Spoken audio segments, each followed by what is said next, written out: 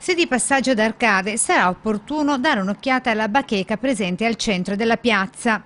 Sull'angolo di destra compaiono questi due cartelli, non disegni qualunque, ma il divieto comunale di passeggiare con il proprio cane in uno qualsiasi dei parchi o spiazzi verdi pubblici della città. Ce l'ho su con i maleducati che non raccolgono la deiezione del proprio cane, non ce l'ho su con chi ha un cane, ma solo, sottolineo, con i maleducati e i rispettosi. Entro l'estate l'ordinanza del sindaco diventerà operativa ed allora sì che saranno guai non solo per chi non raccoglierà la pupù del proprio cagnolino, ma in generale per tutti coloro che continueranno a portare fido a passeggio nel verde pubblico. Le multe sono quelle di legge, io faccio presente che abbiamo levato le sanzioni che erano 600 euro per chi non aveva il cestino, non aveva la paletta e il proprio secchettino appresso.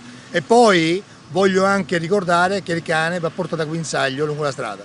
Se no scatta la multa anche in questo caso. Esatto, scatta la multa. Poche migliaia di euro il costo per le 2 aree di sgambatura in zona industriale negli altrettanti parchi verdi con tanto di parcheggio auto, promette il sindaco nel corso dei sopralluoghi, indicandoci dove verranno posizionate le panchine con tanto di fontanelle e cestini in via Lombardi. Poi l'altra area, appunto, come dicevo prima, si trova in via Carrer. Lì faremo un accordo con un privato perché ci metterà a disposizione circa 2000 metri. Provvedimento decisamente impopolare per Presti che già sui social viene attaccato come il sindaco che non ama gli animali, accuse a cui risponde così. Amo cani, gatti e ogni tipo di animale. Ad Arcade, il caso di dire, da quest'estate sarà proprio una vita da cani. Insomma, tolleranza zero verso i cani, sindaco.